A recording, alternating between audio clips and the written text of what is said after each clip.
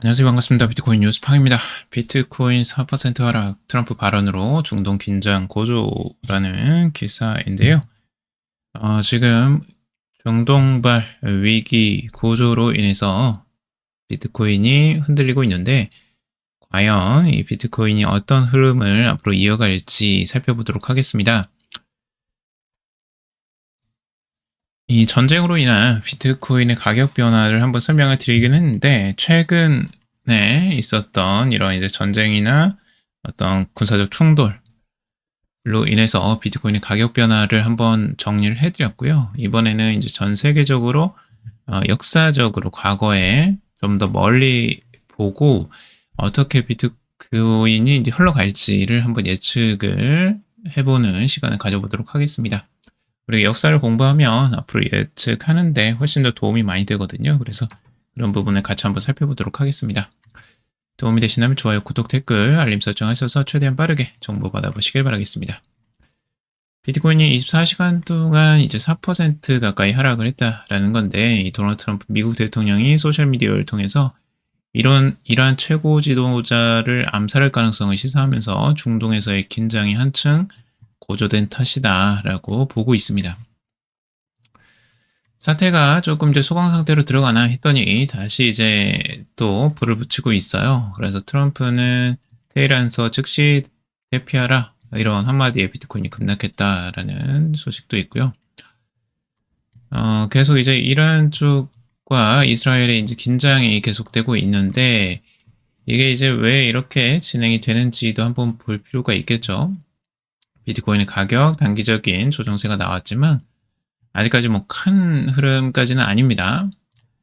한 분석가는 이제 미국이 어떻게 하느냐에 따라서 지금 이제 시장의 흔들림이 조금 다를 수 있다라고도 전망을 하고 있는데, 지금 이란의 무조건 항복 요구, 트럼프가 이제 군사 타격도 고려하고 있다라는 기사입니다.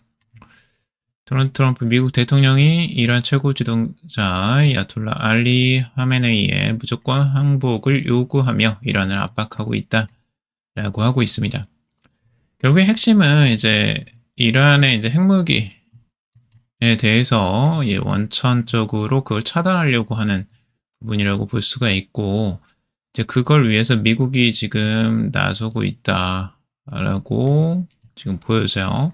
트럼프 대통령이 직접적으로 지금 언급을 하면서, 그러면서 이제 그 이란의 최고 지도자를 뭐 암살할 수도 있다라는 아주 무서운 이야기를 하고 있는데, 이럼으로써 이제 위협을 주고 항복을 받아내려고 하는 것으로 지금 보여집니다. 미국과 이스라엘은 워낙 지금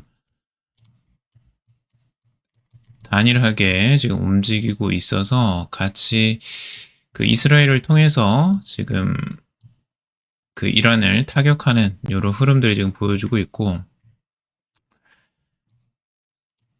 여기서도 계속 이야기를 하고 있죠. 우리의 인내심이 바닥나고 있다. 그는 쉬운 목표지만 지금은 안전한 곳에 있다. 당장은 제거하지 않을 것이다. 하지만 우리는 민간인이나 미군을 향해 미사일이 발사되는 것을 원치 않는다. 라면서 무조건 항복해라 라고 권하고 있죠. 이런 부분들 때문에 지금 이제 문제가 되고 있고, G7 정상회의 일정도 하루나 단축하고 바로 미국으로 돌아가 버렸어요. 그래서 이 문제 때문일 것이라고 다들 예측을 하고 있고요. 이런 부분이 이제 긴장이 고조가 되니까 비트코인도 조정세가 이렇게 나오고 있는 건데, 과연 이 조정이 이제 어디까지 갈 것이냐, 어떻게 될 것이냐라고 보는 거예요. 지금 이제 삼각 수렴하는 부분들이지만, 이게 미국이 이제 참전하면 추가적으로 조정이 더 나올 수도 있다라고 분석하는 분석가도 있습니다. 하지만 이걸 짧게 보면 되게 두려운 상황인데, 이제 길게 보면 다른 상황으로 볼 수가 있거든요.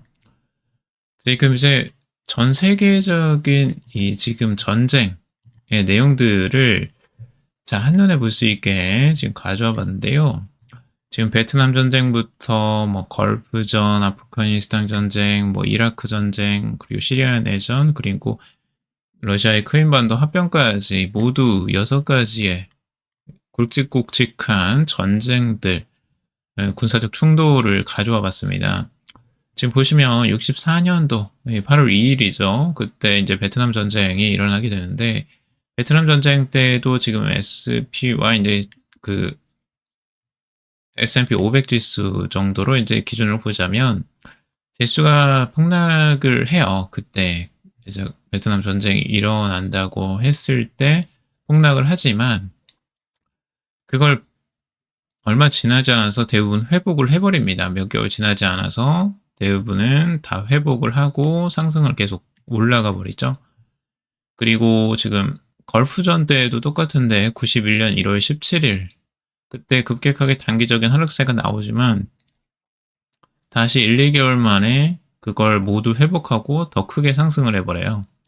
그리고 아프가니스탄 전쟁도 똑같죠. 이때도 급락을 하지만 단기적으로 급락을 해서 급격하게 또 반등이 나오는 이런 흐름들이 나옵니다.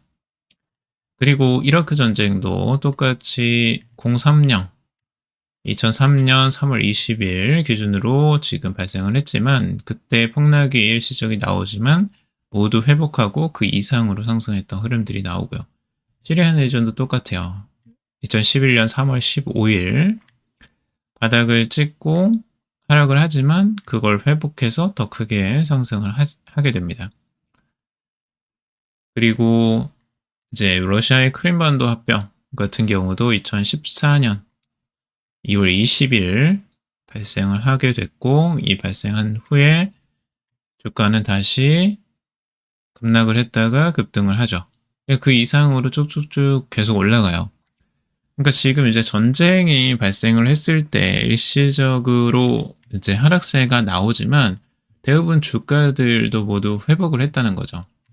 제가 이전의 영상에서는 이제 비트코인 차트를 통해서 그걸 이야기를 해드렸었죠.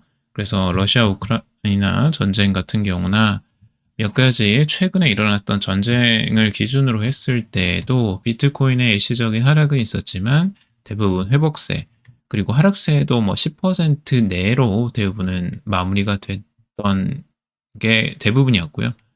그리고 반등이 대부분 다 나왔다라고 볼 수 있습니다. 그래서 이런 부분에 너무 크게 흔들리실 필요가 없고 이분 같은 경우는 이제 전쟁은 끔찍하지만 전쟁은 오히려 이제 바닥에서 살 수 있는 기회다라고 이야기를 하고 있어요. 바이러딥 할 수 있는 오히려 이렇게 일시적으로 하락해 주기 때문에 싼 가격에 매수를 할 수가 있는 거죠. 이제 비트코인이나 뭐 주식이나 대부분 저렴한 가격에 오히려 매수할 수 있는 기회를 주는 그런 견해로도 볼 수가 있다는 겁니다. 자, 그리고 ETF 기업 매수 국가 보유까지 비트코인 5년 내 폭등하나라는 기사입니다. 비트코인이 100만 달러를 돌파하는 일은 더 이상 허황된 상상이 아니라 현실 가능한 시나리오로 간주되고 있다라고 이야기를 하고 있습니다. 희소성과 기관 수요, 거시 경제 환경이 맞물리면서 목표 달성 시점도 점점 앞당겨지고 있다라고 보고 있습니다. 시가총액은 약 2조 1천억 달러에 벌써 달했고요. 2024년 4월 반감기 이후에 신규 채굴량 478개에 불과하고 비트코인 현물 ETF로 유입되는 평균 유입 자금은 하루만 해도 1억 5천만 달러. 공급 대비 수요가 5배나 더 많다는 겁니다. 그래서 이제 공급량이라는 건 결국에는 이제 채굴량을 말하는 거고 그것의 5배가 수요가 더 많다라는 거죠. 아무튼 이제 채굴량으로는 그 수요를 그 공급을 다 받아주지를 못하고 누군가가 내다 팔아야 되는데 내다 파는 사람들이 갈수록 이제 줄어들고 있다라는 부분이 이제 공급 부족 사태를 이야기하는 거고요. 수요는 더욱 빠르게 증가 중이다라고 하고 있습니다. 2024년 미국 증권거래위원회 비트코인 현물 ETF 승인 이후 기관 투자자들이 손쉽게 시장에 진입할 수 있는 구조가 완성이 됐죠. 그래서 올해 들어 60개의 비암호화폐 기업이 113억 달러 규모의 비트코인을 전략적 재무자산으로 매입을 했고요. 그리고 중앙은행과 이제 국가가 비트코인을 금처럼 외환 보유고에 편입하게 된다면 수요 폭발은 더욱 가속화될 것으로 예상을 하고 있습니다. 뭐 리스크도 여기서 이야기를 하고 있는데 규제 강화나 ETF 자금 유출, 기업의 비트코인 매도 또는 유실된 코인 수에 대한 과대평가 등이 상승세에 제동을 걸 수 있다라고 보고 있는데 그 100만 달러라는 이제 뭐 전망들은 하나의 상징적 목표이고 핵심은 이제 장기 보유를 통해서 비트코인의 희소성과 독립성을 자산으로 전환하는 데 있다라고 조언을 하고 있습니다. 결국에 이런 시장이라면 결국에는 우상향할 가능성이 높다라고 이제 보는 거죠. 기관 투자는 이제 중동 정세 악화에도 비트코인을 매수를 지속하고 있다는 내용이에요. 이란과 이스라엘 갈등이 계속되고 있죠. 지금도 계속되고 있는 상황에서도 비트코인을 매수하는 매수세는 계속적으로 일어나고 있습니다. 네, QCP 캐피탈 같은 경우는 기관 투자들의 지속적인 매수가 현재 비트코인 가격을 지지하고 있다라고 분석을 하고 있습니다. 일본 메타플래닛과 스트래티지가 저점 매수를 이어가고 있고 비트코인 현물 상장지수 펀드가 7주 연속 자금 유입을 기록하고 있죠. 그리고 이제 조정폭도 이번에 생각보다 굉장히 약했는데요. 실제로 이란과 이스라엘의 이제 군사적 갈등이 일어나고 충돌이 일어났을 때 3% 하락했어요. 근데 지난해 4월에 이제 이란과 이스라엘 갈등이 있었을 때는 8%나 하락을 했었습니다. 그러니까 그때에 비하면은 훨씬 더 조정폭이 적은 겁니다. 그리고 비트코인 변동성은 40 미만을 유지하고 있고 VIX 지수도 20대에서 안정세를 보이고 있는 거죠. 그래서 굉장히 안정적으로 가격을 비트코인이 지켜주고 있어요. 이런 그 시장이 흔들림에도 불구하고 비트코인 초기 투자자 100배 상승 기회 온다라는 이 기사인데요. 비트코인 초기 투자자 이 브래드 밀스 같은 경우는 기관의 채택과 반감기로 인해 희소성, 소매 중심의 기술 개발로 인해서 비트코인 현재보다 100배 이상 상승할 것이다 라고 전망을 하고 있습니다. 밀스는 이제 시장이 일명 이 세일러 사이클의 초입에 있다라고 이야기를 하고 있어요. 마이클 세일러, 이 스트래티지 회장의 영향력을 가지고 이야기를 하는 건데 스트래티지 같은 경우는 지금 59만 2100 BTC를 보유하고 있고 비트코인이 10년간 성장할 것이라 주장을 하고 있죠. 근데 이제 스트래티지 같은 경우는 이 비트코인을 매도하지 않을 것으로 보고 있어요. 계속 매수를 하는 걸 이어갈 가능성, 그러니까 어떤 자금의 문제가 없으면 지속적으로 보유를 하면서 추가 매수를 할 것으로 예상을 하고 있습니다. 그러다 보니까 이제 계속 공급량이 딸리는 거죠, 비트코인은. 비트코인이 이제 불법 자산에서 필수 자산으로 이제 전환이 되고 있다. 이것도 아주 좋은 말이죠. 예전에는 진짜 불법 자산으로 여겨졌다가 지금은 이제 필수 자산이 되고 있어요. 이 국가에서 준비금까지 전략적 비축 자산으로 보유할 가능성이 지금 커지고 있고 미국에서도 이런 부분들이 이미 시행하고 있는 국가들도 있고 그리고 실제 이제 뭐 기본적인 사업에서도 블록의 사업 부문인 스퀘어 같은 경우는 2026년까지 라이트닝 네트워크 기반 결제를 도입해서 상인 수수료 50%를 절감하고 거래의 활용을 높일 계획이다라고 하고 있죠. 그러니까 소매에서도 지금 이제 이런 비트코인의 사용, 암호화폐 사용이 이제 늘어날 것으로 전망을 하고 있고, 그래서 밀스는 비트코인이 앞으로 10에서 20년 동안 100배 상승해서 1000만 달러에 도달할 수 있다라고 아주 과감한 전망을 내놓고 있습니다. 그리고 조정폭도 연간 50%가 줄어들고 강세장은 200% 상승할 것으로 전망을 긍정적으로 하고 있네요. 자, 폴드 2억 5천만 달러 신규 주식 발행의 비트코인 매입 계획이라는 기사입니다. 폴드라는 회사가 이제 최대 2억 5천만 달러, 약 3,500억 원 규모의 신규 주식을 발행해서 계약을 체결하고 자금 조달에 나섰다는 겁니다. 자금의 주요 목적은 비트코인 보유량의 확대에 있다는 거죠. 폴드는 이제 비트코인 금융 서비스를 제공하는 공개 상장사라고 하고 있고요. 일부 공개 거래소를 통해서가 아닌 사전에 선정된 투자자 및 기관의 보통주를 매각할 예정이다라고 하고 있습니다. 근데 이제 주가는 오히려 떨어졌어요. 사자마자. 보통 이제 주식의 이제 주가의 희석을 이제 걱정하는 주주들이 이제 내다 파는 거죠. 이렇게 단기적으로는. 그래서 이러한 일들은 항상 자주 일어나는 거고, 지금 이제 폴드 같은 경우는 현재 1488개의 비트코인을 보유하고 있고, 이는 약 1억 5,500만 달러에 되는 금액입니다. 비트코인을 자산으로 보유한 기관들의 수는 크게 증가하는 추세다. 계속 이제 제가 기사를 전해드리고 있지만 새로운 기업들이 계속 나오고 있죠. 그래서 기업들이 얼마나 지금 비트코인을 열심히 매집하고 있는지를 한눈에 알 수가 있고요. 스페인 대형은행인 BBVA도 이제 우수 고객들에게 비트코인 투자를 권장하고 있대요. 대형은행인 BBVA 같은 경우는 자사 우수 고객들에게 비트코인 투자를 권장합니다. 포트폴리오의 약 3에서 7%를 비트코인과 같은 암호화폐에 할당하도록 조언을 하고 있대요. 그러니까 은행에서 이제 비트코인을 추천하는 거예요. 이런 시대가 됐습니다. 우리가 정말 은행들은 비트코인은 쳐다도 안 보는, 비트코인을 막 욕하던 시대도 있었는데, 그래서 이제 은행이 비트코인을 사라고 고객들에게 추천하는 시대, 그 시대가 온 거예요. 앞으로 이 부분은 더욱더 강화가 될 것으로 보여지고요. 이 은행은 2024년 9월부터 이제 개인 고객들에게 비트코인 투자 조언을 계속 해왔다고 합니다. 그리고 더 위험을 감수하는 투자자에게는 최대 7%, 포트폴리오의 7%를 암호화폐에 허용하고 있다라는 내용이에요.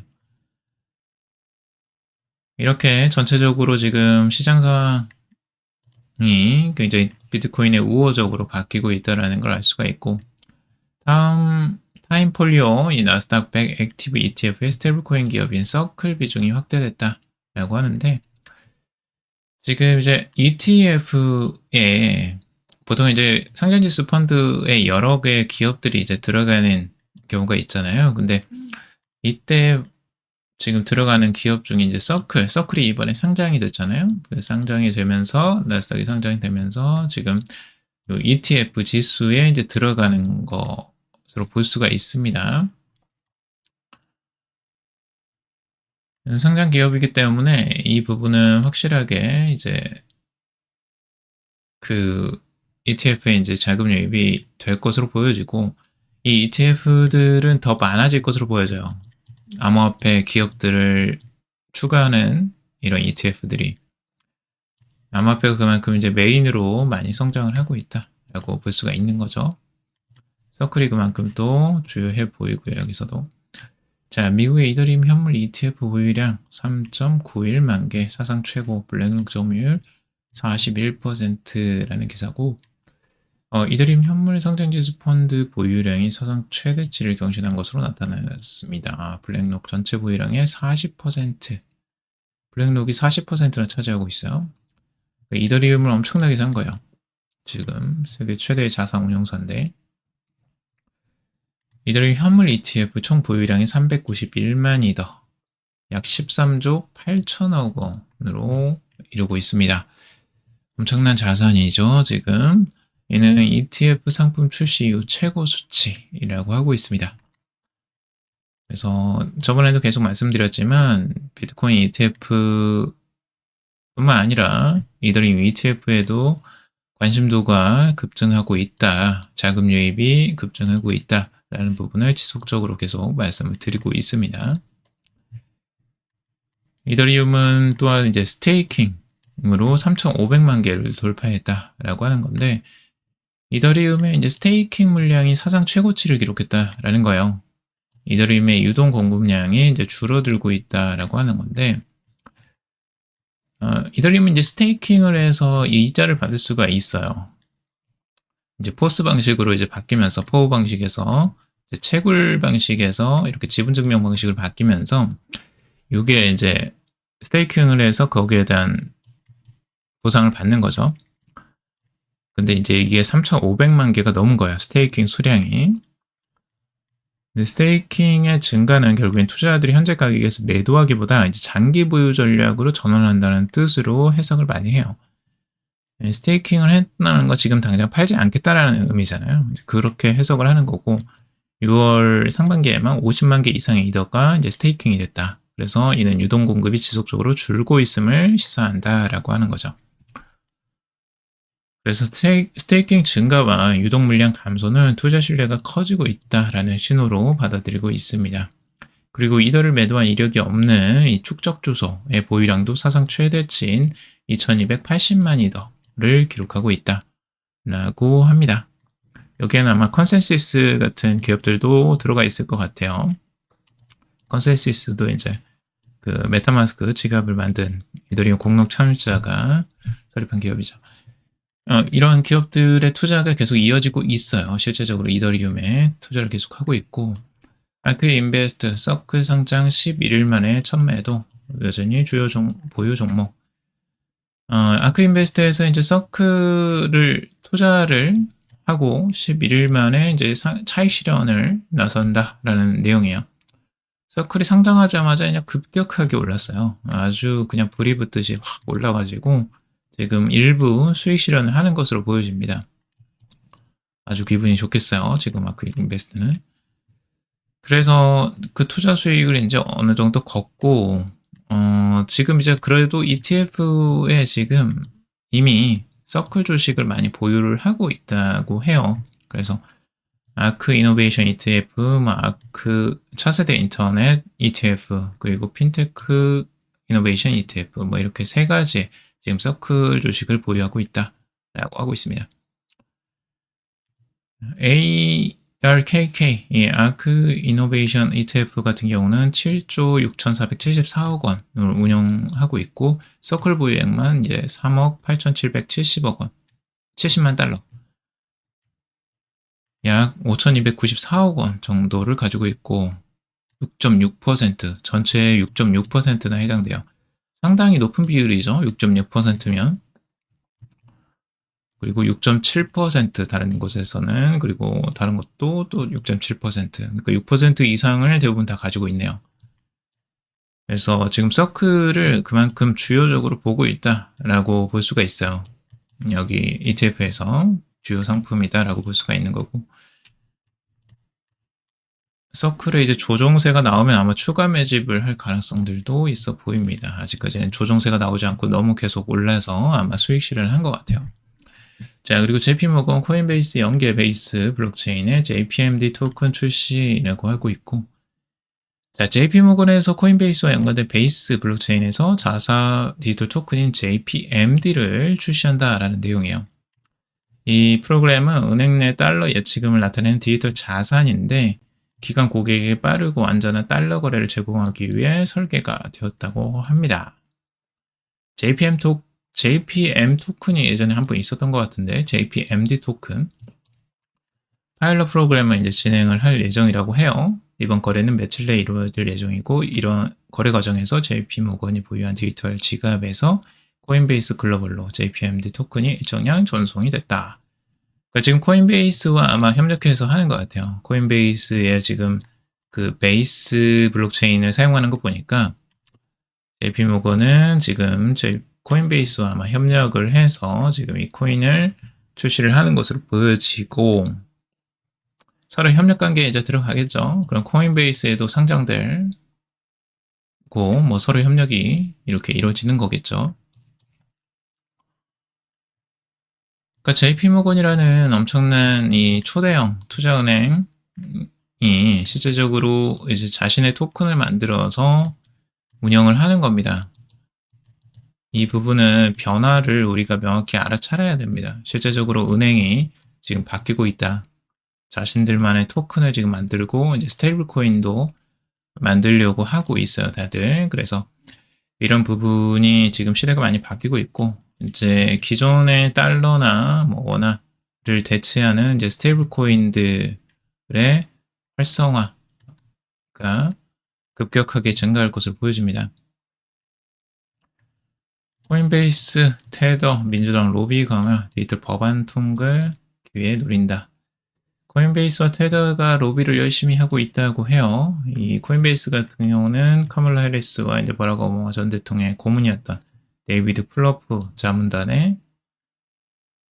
이제 자문단에 영입했고, 테더도 조 바이든 대통령의 전 참모진과 연계된 로비 회사를 이제 고용을 했다라고 하고 있어요. 그래서 지금 이제 공화당인데 왜 이제 민주당을 하느냐? 결국에 이제 지니어스 액트에 영향을 미칠 수 있는 게 민주당에서의 영향이 지금 크기 때문에 민주당을 설득하기 위한 방편인 것 같아요. 지금 공화당이야 뭐 다 넘어왔는데 지금 민주당에서 이제 반대를 하고 뭔가 수정을 해버리면 이제 코인베이스나 이런 이제 테더 같은 경우도 그런 부분에 위협감이 되기 때문에 그런 부분을 위해서 지금 민주당 인맥을 영입하고 계속 로비를 하는 것으로 보여집니다. 자, 골드만삭스 부회장 관세 없었다면 디플레이션 왔을 거. 금리 9월 가능성. 금리 인하를 이제 9월 정도로 지금 예상을 하고 있다라는 내용이에요. 아직까지 6, 7월에는 별다른 조치가 없을 것으로 지금 골드만삭스에서는 전망을 하고 있네요. 스테이블코인 실증 허용, 말레이시아 규제 샌드박스 가동이라고 하고 있습니다. 말레이시아에서 이 프로그램을 결제, 링깃 기반 스테이블코인을 포함한 디지털 자산 기술 시험을 지원하기 위해 규제 샌드박스를 공개했다라고 하고 있습니다. 말레이시아도 지금 핀테크 허브로 거듭나기 위해서 이 스테이블코인을 실제적으로 이제 허용하는 기조로 바뀌고 있어요. 이게 이제 태국이나 뭐 몇몇 국가들이 지금 이제 홍콩도 스테이블코인 법안을 이미 통과를 시켰죠. 그래서 아시아에서도 각국별로 지금 스테이블코인에 대해서 이제 법안을 통과시키고 있다. 그만큼 핫하다라는 걸 알 수가 있고, 우리나라도 워낙 스테이블코인 발행을 서두르고 있죠. 그리고 피터 틸이 투자한 스테이블코인 스타트업 우빅스 1천만 달러 유치라는 기사고요. 피터 틸이 지금 이제 스테이블코인 스타트업 우빅스라는 곳에 투자를 했다라고 하고 있어요. 137억 원 정도를 투자를 한 거고, 피터 틸이 투자한 기업들이 속속들이 지금 암호화폐를 꽤 많이 투자를 한 것으로 보여지고, 이제 상장사가 하나 나왔죠. 이미 상장사 한 곳이 상장을 했어요. 그래서 피터 틸이 암호화폐 시장에 굉장히 관심이 많다라는 걸 알 수가 있죠.